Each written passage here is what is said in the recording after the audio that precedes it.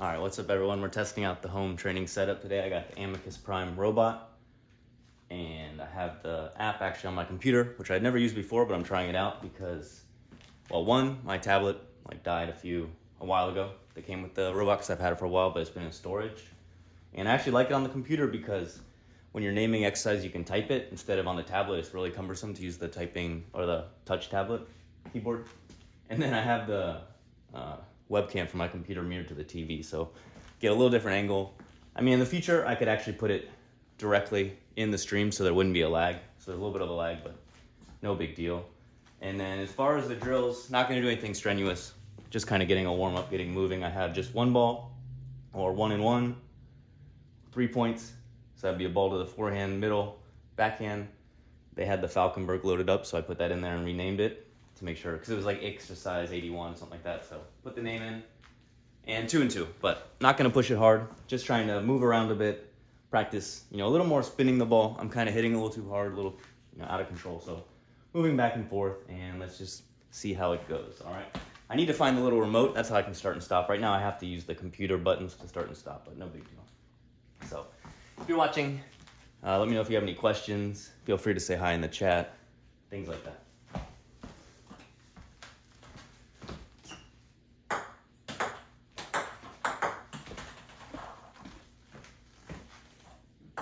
Of course, we got the Harimoto Super ALC with Dignics on IC both sides. But the good thing about the home training setup is I can use different rackets, try things out.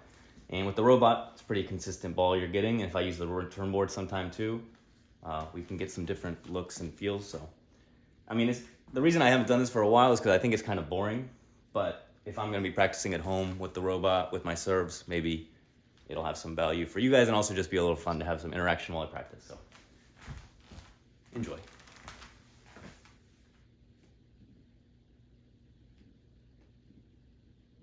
All right, so we're just gonna start.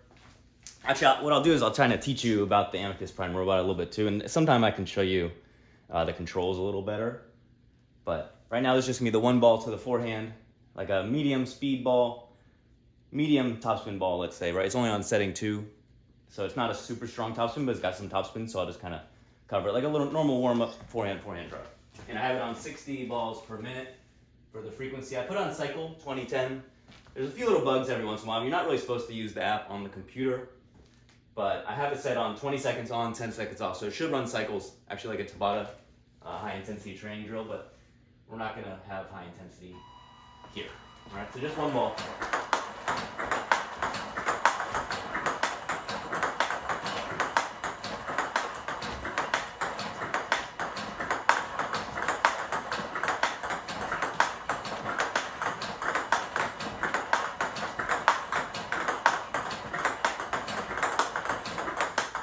I always say you need to have a few things you're focused on each session. Really, you only need like one thing. Maybe let's say focus on, so here, I've got a few things, but I'm gonna try to stay low, stay loose, just get warmed up, use my kind of weight transfer in that, not muscling at all. Just be smooth and compact.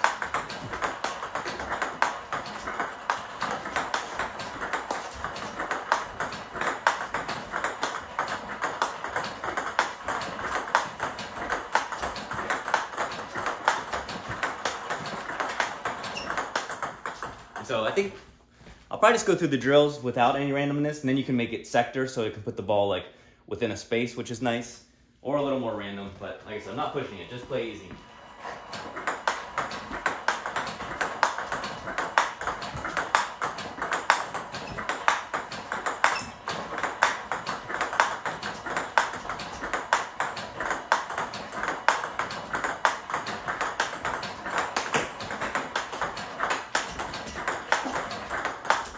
So sometimes you'll see me too when I warm up. Sometimes I'm kind of blocking a little flatter, driving, and then other times spinning because I like to get the different context, and different timing too, early, middle, and late. So I'll show you different things. So a little closer, a little earlier. Mainly it's almost like a block.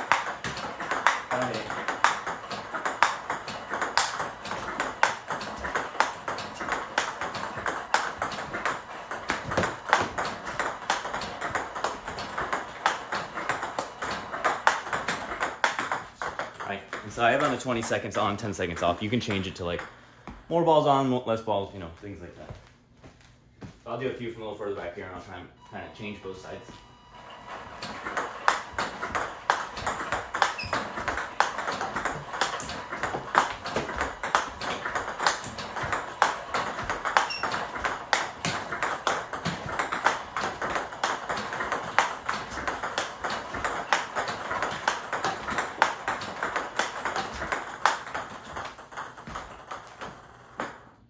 So that was for the forehand side. Let me see if anyone's even watching. Oh, what's up, one viewer? How's it going? So yeah, best viewer in the world. Thanks for being here. Let me know if you have any questions. You can type them, and I'll see them, I think. So that was just the one ball to the forehand. Now, you could set up a different drill where you actually place the ball to the backhand, or you can press the mirror function. So I'll show you that real quick. So I press mirror. Oh, yeah, it's not a touch screen. Forgot. All right, so I mirrored it. Now it's the same ball, but to the backhand.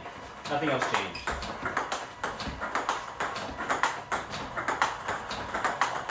Alright, same idea. I'm trying to stay a little more forward. And just play easy. Stop missing the table. Alright, let's try this.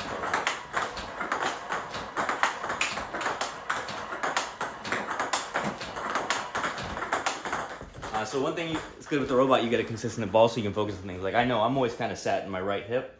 So for the backhand, I need to be a little more neutral, even sometimes in my left hip, so I can get the weight transfer. So I'll work on that a bit.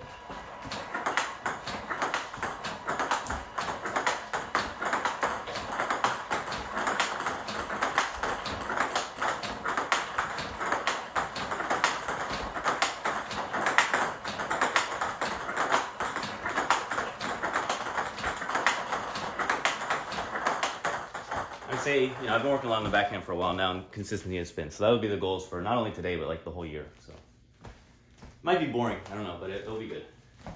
So I'll keep going. I'm gonna do some of the flatter ones for a bit.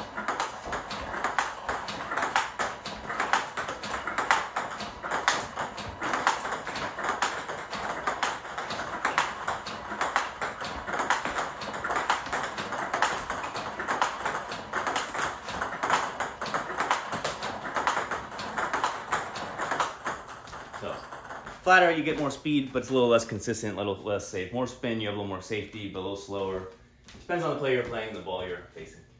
I'll try to do both sides a little bit now.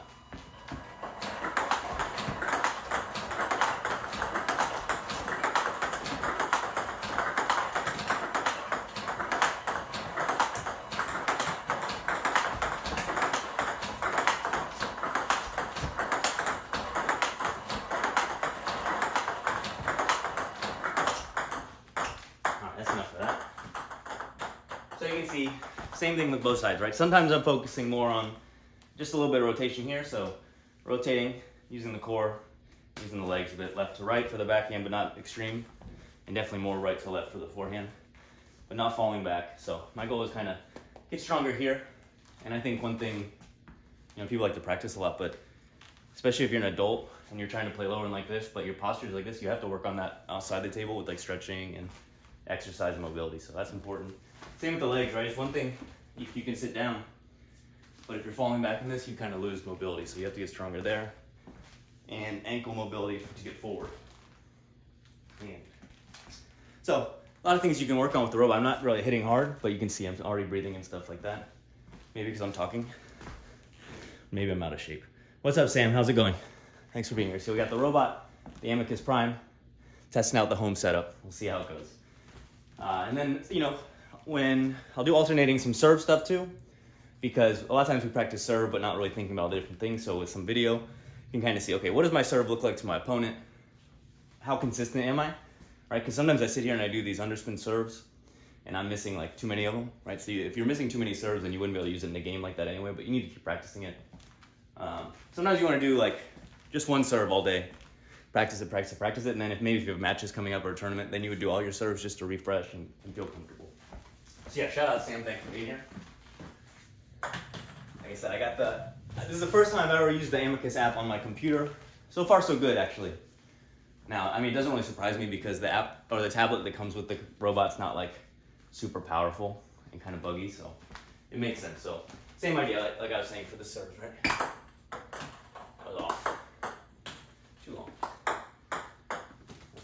So like that, little by little. So let's see, now we'll do, instead of just one ball, well, real quick, I'll show you this. So I always talk about this too, like This is an Amicus Prime. This is an advanced robot, right? But even if you have a very simple robot that can either just oscillate or even just one single ball, right? Watch, one ball. All right, so one ball, same spot, same spin, but you can go and block it, you can spin it, and then you can play forehand.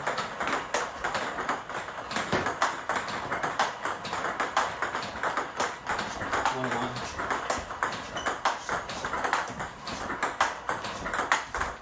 All right, just one ball, and you can play block, kind of drive, spin for forehand, backhand, or rotate, you know, 1-in-1 transition. That's like a simple robot, like $200 robot. You can do it, even less, you know.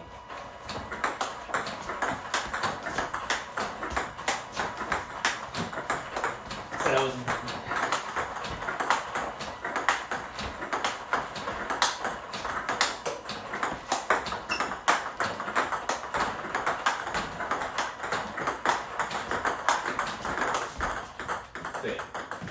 Like I said, if I was going to set like a few goals just for the robot training in today, it's consistency, getting good spin and arc, but not overhitting, not playing too slappy or too strong, you know, just kind of, well, little by little, I'm just playing the one ball. Then when the footwork comes in, lately I'm kind of moving over here and hitting too hard, when I should just move over here, play a good shot, and keep going. So, little by little. All right, let's go to the next one now.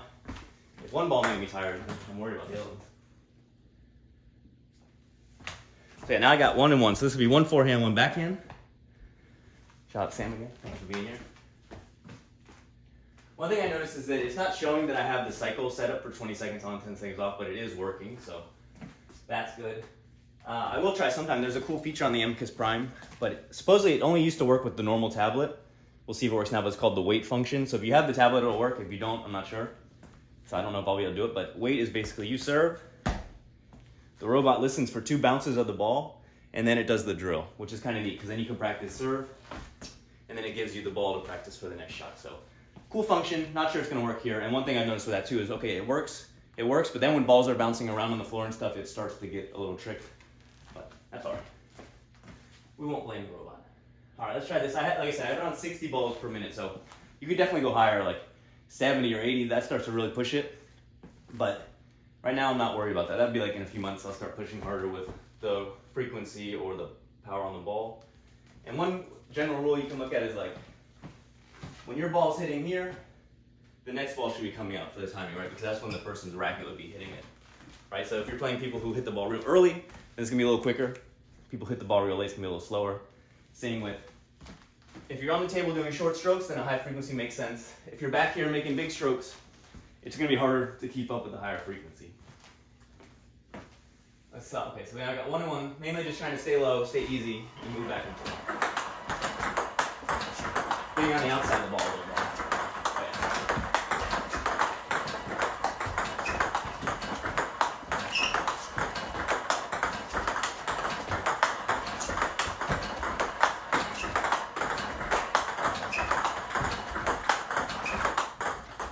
So you could even see, even in the beginning, I'm still moving this way to play forehand from there. I need to just play 1-in-1 backhand forehand to stop putting so many demands on my footwork and getting jammed up so much. Just for now, play a little smarter, a little simpler. You can play a little quicker off the bounce, right? We can play it later.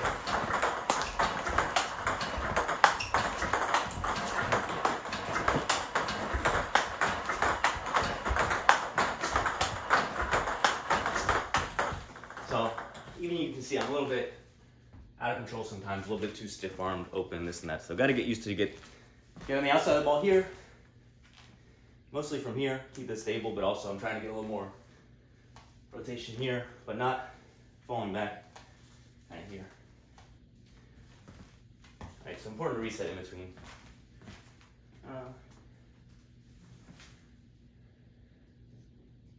So that was 2 balls. This is 3.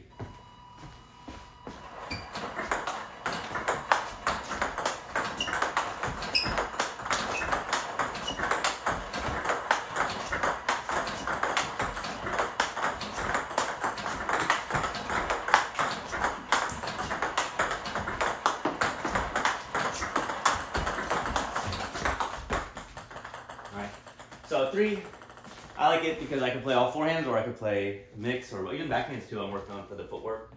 So let's see, I'll do a little bit of each. I'll do all backhands.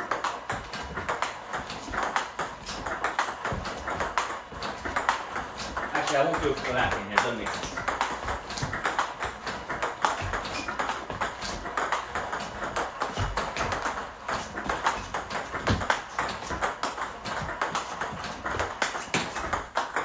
You can see old habits die hard. I sit here and just try and play forehands too much.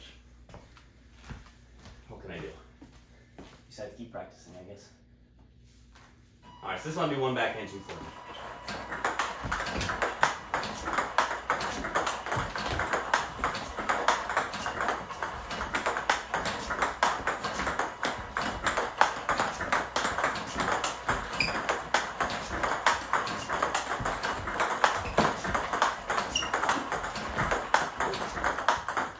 I'll do one more. I'll do two backhands, one forehand, and then we'll switch.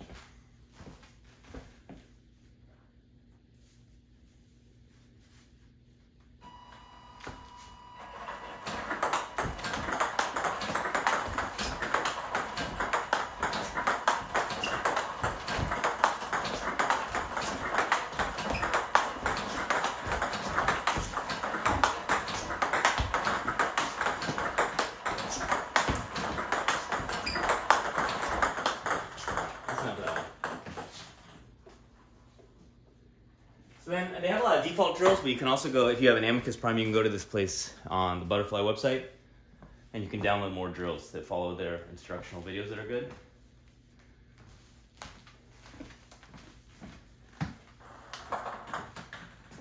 Alright, they call it Fethomania, so they have these talks with Larry Toman, the robot guy, and Stefan Feth, they have a good coach.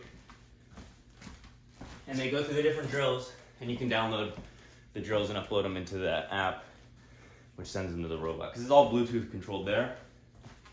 And there's a little like remote clicker, but I don't have it anymore. Or I have it, but I don't know where it is. It's a good robot.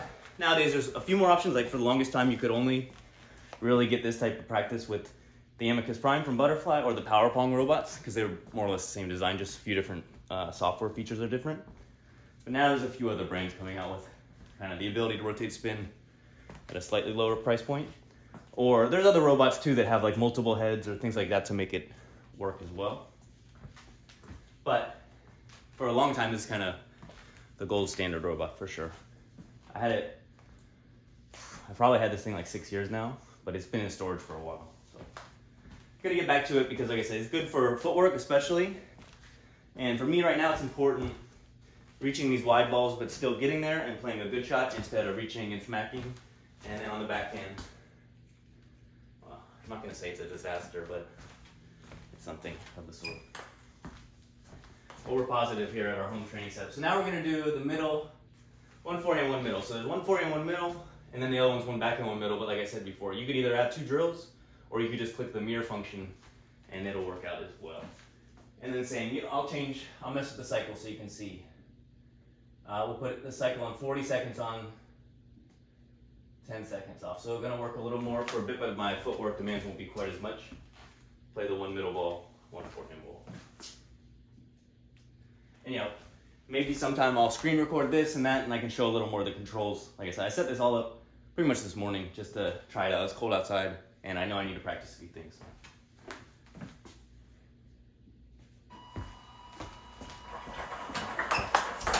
So let's play two forehands.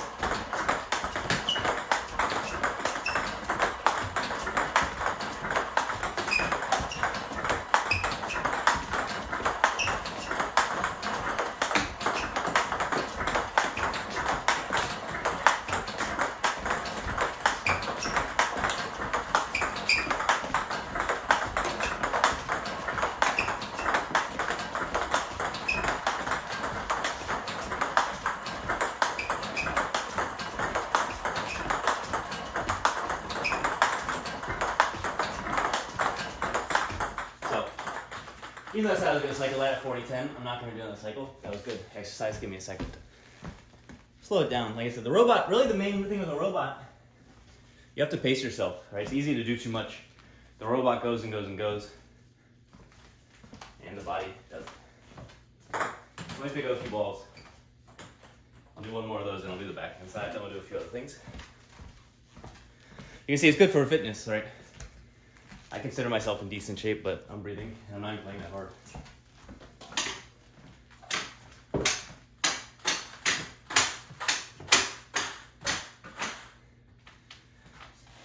Definitely not going to do too much free promotion for people, but my ping pong buddy, ball picker, has been there for us for a long time, so shout out. If you need a good ball picker, this is the one. And if anyone wants some paid promotion, hit me up. As long as it's above board. All right, this is a good thing, like I said too, it's actually a good rhythm. You do some robot and you do some serve practice to kind of cool yourself down for a second. So that's what I'll do. Just gonna keep practicing what I've been working on lately. My short underspin serves that are tight, spinny. Good players will be able to keep them short, but I can attack them on the table or do a long push from there and give them trouble. And then other people, it's gonna be a struggle either to get it back to me, or they're gonna give me a ball that I can spin heavy and then get into my rhythm. So for me, it makes sense. You know, I think it's important to practice it along the way, but for a long time, it's kind of difficult to do the underspin game and then open and this and that. So keep working on your other serves, you know, the long serves, fast serves to get into the rally. But over time, if you like that style of game of opening with spin, it's important. Like I said, it's important to practice a lot. Because you see, I'll miss a bunch of serves in the beginning until I get warmed up. And see, that's too long. So you have to find the middle ground, because if you're missing too much trying to go short, then you go longer, but then they can attack it. It's not ideal. Not very spinny. So it's kind of a trade-off sometimes. But if you know it's not as spinny, then you know you don't have to use quite as much spin to open up against it and also get ready. So right now I'm just going to serve, but over time I'll start serving and getting ready a little more. Or you can even go like this. Alright, if you predict where the return is going to go. So for me, especially when I serve these balls, they kind of come out here wide, and I have a tendency to stand back here and then I'm reaching, so I have to get better coming around the ball. I wrote that down as a note. So like I said, you have to be thinking about the things you're working on in particular. I mean, depends on what you care about, right? If you like playing, just having fun, working your shots, then that's what you got to worry about. And if you want to try and win more points, win more, you know, things like that. Or if you just like playing, right? It's part of the game too. The serves and attacks. So me, I basically forever was always just serving and trying to attack forehand. So right now you'll see that most of my focus is serve and play a backhand, right? Like rewiring my brain to pretend that's okay. Too high.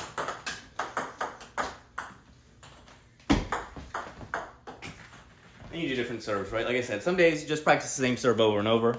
Now it could be like literally the same serve over and over, or it could be small variations. A little more spin, a little less spin, a little longer, a little shorter, this way, that way. Or it could be big differences, right? Like one serve short to the forehand, one serve real long to the backhand. That's a good combo, of course, because they either have to come in and play this ball, or they have to move back to play this ball, and that puts a lot of demand on people's footwork in games in general, right?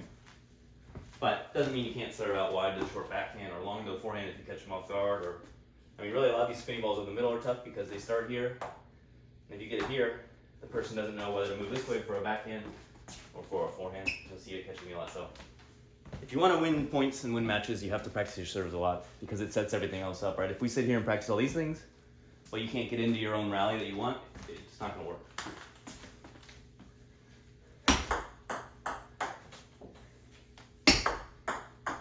So those are decent. They're a little bit too far to the backhand. I'd rather be a little straight. And then also another good thing I've seen before that I used to do, stick like a, you know, when you buy like a shirt from the store, or when people used to buy shirts from the store, but the cardboard box, and then the ball goes in there and you can kind of see how long it keeps spinning for. You know the quantity of spin.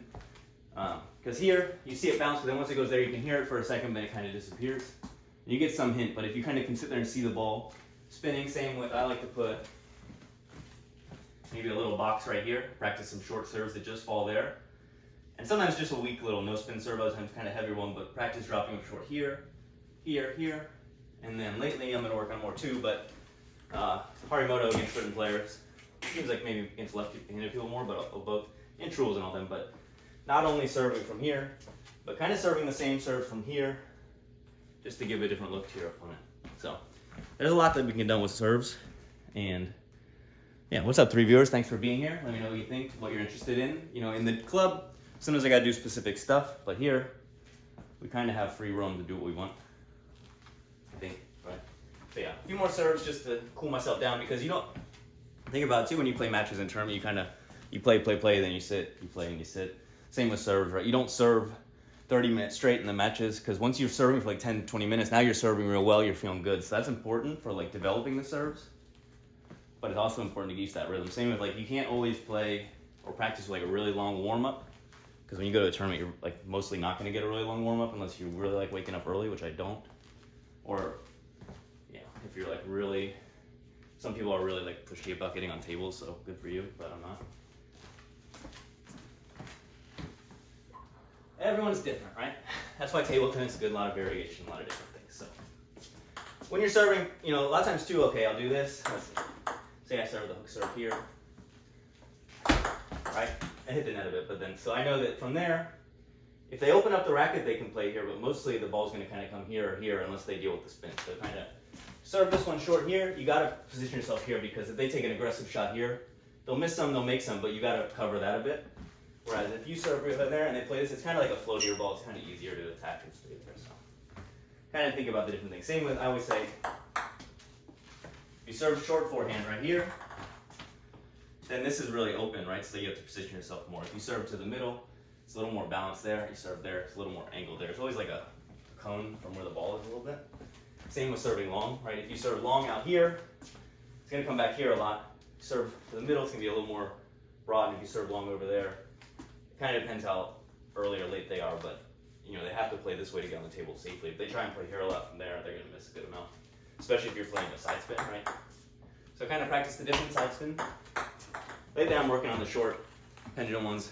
A few videos from coaches online, kind of using a lot more wrist and kind of coming a little more sideways at it. And almost, I mean, not almost hitting yourself in the stomach, actually hitting yourself in the stomach.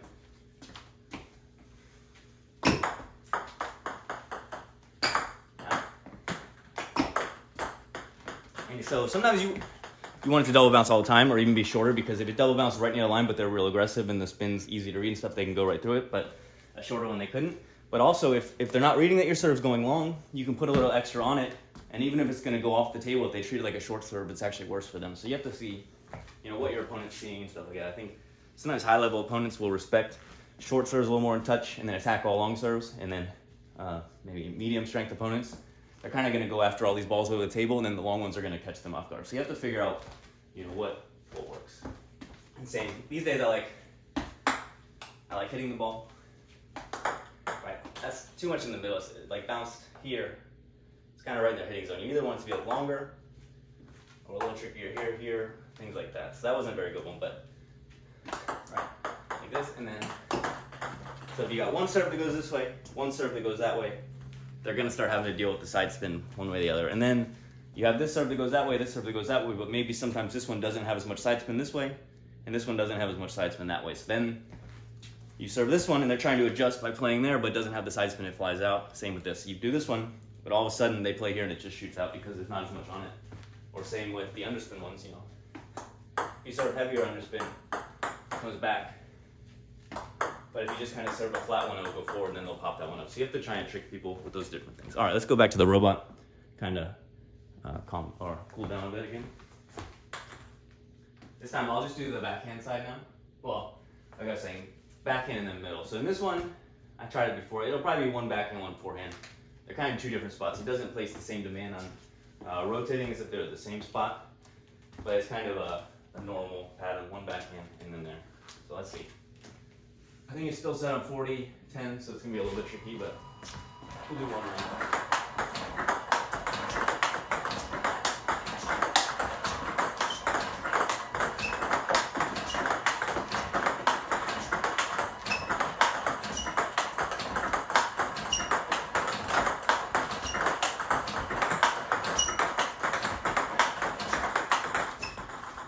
No, I guess it was 2010. Once I moved it, it changed or something. So we'll do one more of those, and then do a few of the other drills where I can move again a little more.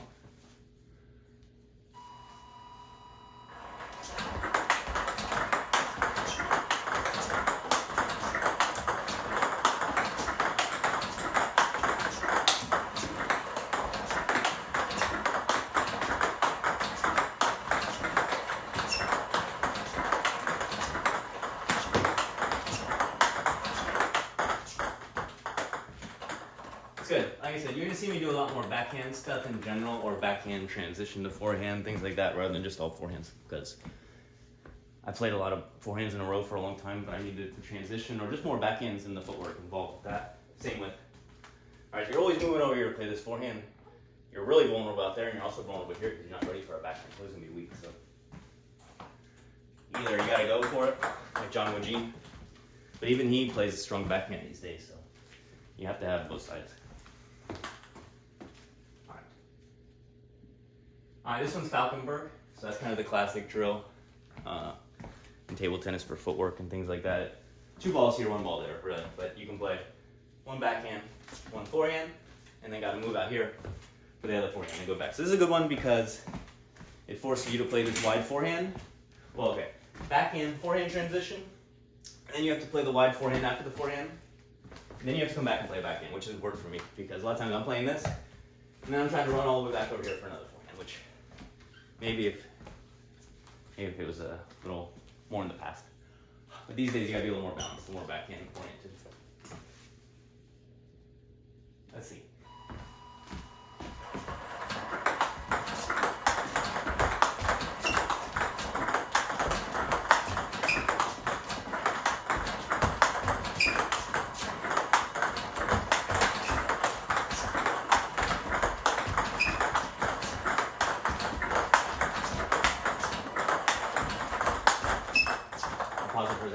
Same thing I was talking about before.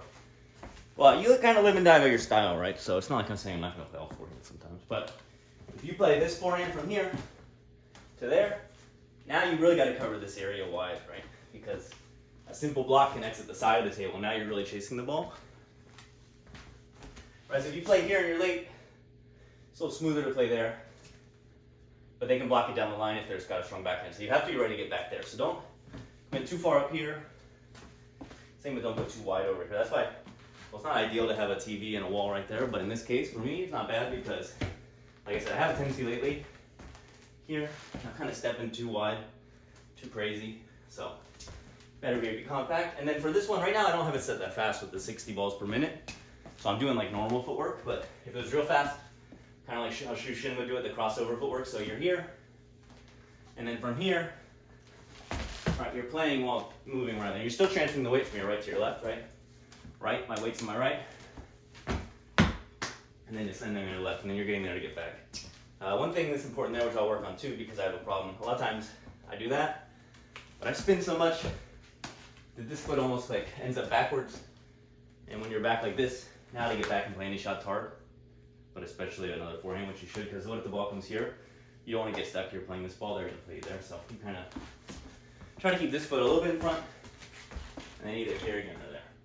And right now, like I said, I don't have it on anything random, so I know where the balls are going, but little by little you can make it more random. Either where the ball is set here, you can make it a zone, right, a sector, as big as you want, or you can have it a little more random where you're not sure which ball in the sequence you're playing, things like that. That's like one of the areas where the power pong and the butterfly are a little different with the way they randomize things.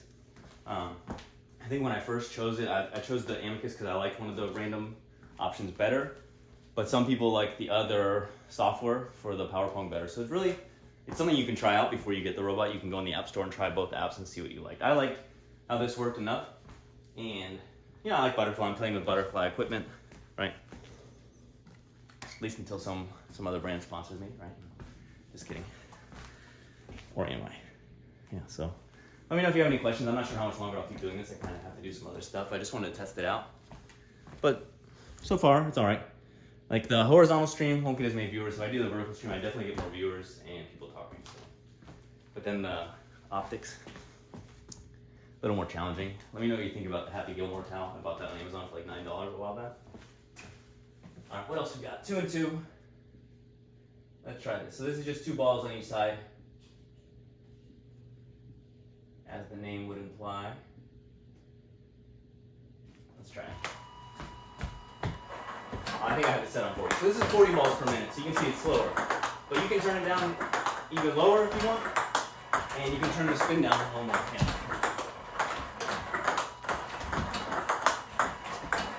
You can see I have a tendency, I'm already running over here. Well, the ball's over there, so.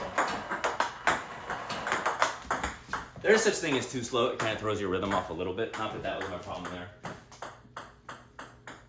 So I'll make it a little faster again. And 2 and 2 is good because, you know, it's not always just one shot transition. You know, 2 and 2 is move into position, play your shot, play another shot from there. Now move into position, play your shot, play another shot, right? Kind of, they're both important. And then same, you could play always diagonal, always parallel. You could alternate. You could play always to one side, like practicing if someone was blocking, right? When you're practicing people with blocking, you should be trying to keep the ball in the same spot for them. So sometimes what I'll do too is I'll put a towel down over here. All right, if I want to just play over there, okay, put a towel down so I know that all my shots have to go over there, and it helps you train your brain to play that. Or what I did for a while is I stuck a towel in the middle forehand zones, because that's where you kind of want to be careful, right? Let's say here, right? This would be if I was the opponent, let's say. But basically, if someone's here, think about it. You play a ball here, they're right there. They're in position to play their strong forehand. Most people's weapon wherever they want, right? But if you play out here, okay, they at least have to move, which is a harder shot to make, and then you can play over there, you displace them, or you play here, you're kind of sticking them to the back end, making them move. Maybe they pivot, and now you play over there. Okay, you're creating opportunities. But if you're not focused on where you're placing the ball, especially someone with a strong forehand who's kind of sat on the table like this, if you just play balls there, they're going to get you. But like I talked about before, whether it's a forehand or a backhand from here, if you play right into their hitting zone, then you really got to be careful over here, but it's not like it's always going to go over there. They might just smack it back at you. So you got to make better shots, better setups, and kind of think about what you're doing. So let's do this with the faster frequency just for a bit.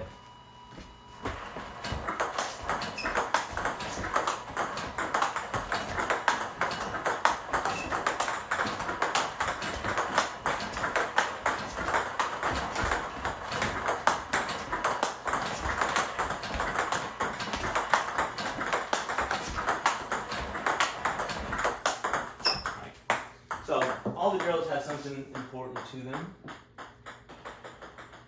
Yeah, I think that was more or less the drills I had set up for today. So like I said, now I could go back and do a little random with the drills. So I'll show you on the first ball, let's say.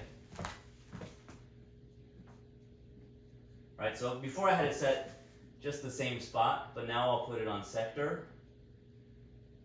And let's see, so now instead of just playing to the same spot in the forehand, now it's going to play like this. And right now I have the ball set to play like medium distance, but that's because I calibrated it there, which actually now that it's calibrated, it's working really well. And then, but I could also play more spin or more speed, deeper on the table. You can change the arc too, it starts to get a little tricky. That would be the one area where the power pong app might be better. You can kind of drag and drop the ball on the table, and it kind of controls your arc for you, where some of this stuff, once you get into adjusting the arc of the ball might fly different places, so be careful, you know. That's why I'm wearing my glasses so the balls will get me. So like I said, this is a sector. Right? You don't know exactly where in the forehand it's going, but it's going to the forehand.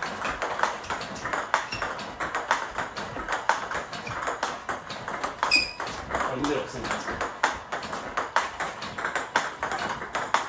Right, so that was a sector of like 4 places, but I can make it even, like watch this, let's see.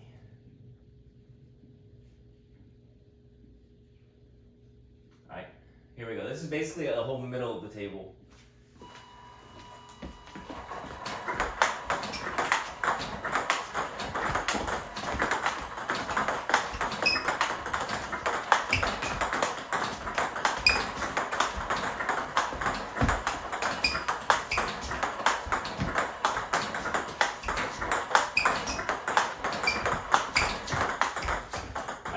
That really tests with the 3-wheel robot. That's the good part. You don't really know where the ball is going when you have it on random, right? If you have a robot that oscillates the head, you kind of see where it's going. That's like the lower price ones. But this one, yeah, you can watch the deflector head, but that's not so easy to do, especially when you're kind of just trying to move and stay compact and this and that. So that was the sector on one ball. First it was just narrow, and then it was spread out. And then let me see. I didn't try calibrating any underspin shots, but I'll show you just so you can see it.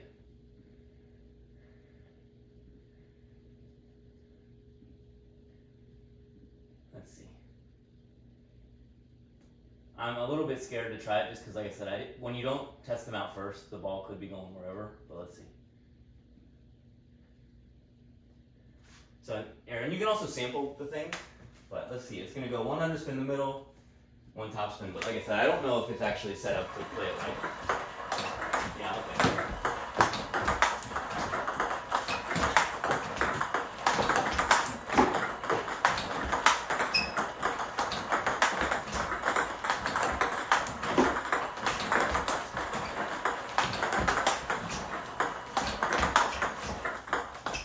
Alright, so that was kind of tough because that's a ball that's like sitting over the table. It's a little bit high, but it's still got underspin, so I could just smack through it.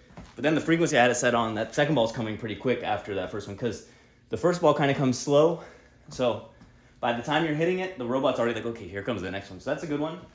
That was right down the middle. Well, you could set it up to underspin and then topspin. That's something I'm going to do a lot because say I lift this one on the forehand and stand up, it's tough to get over here. So I got to, one thing, don't stand up so much. Play this. Move over and then play over the top. So, like I said, you have to have things you're focused on practicing. For me, it's going to be a lot of playing a forehand and then backhands, right? The transition from forehand to backhand because I've always kind of played one backhand and then all forehands, which is a hard way to make an easy living, I guess, to say. But it could also be an underspin ball here on the backhand and then over the top. That's important for me too because, like I said, got to go here and then over the top or play this. And then you got to use your footwork to get over here because after an open loop against a spinning ball, you kind of, a lot of your energy goes up in this and you have to recover quick and then be ready to move. And so you'll see sometimes my footwork will be tested or my balance will be back and this and that. So I think that'll be it for today. I'll kind of review how the setup looks. You know, leave comments on things you might want to see in the future, this and that. I'll improve how the lighting works and I'll clean up the table. My Jula wipes ran out of wiping, or they dried up, I guess the easier way to put it. So I need to clean the table a little bit, you know, get the lighting set up a little better. And like I said, at some point I'll do either a video or I'll show it to you a little more how the app's set up. But that was pretty easy on the computer. I'm happy with that. That's much easier than the tablet in my opinion. I could even set up a little mouse to make it even easier. This is the screen mirroring. It's all right, I think. But like I said, I could put that directly on the stream before. So any questions, any comments, feel free to leave them.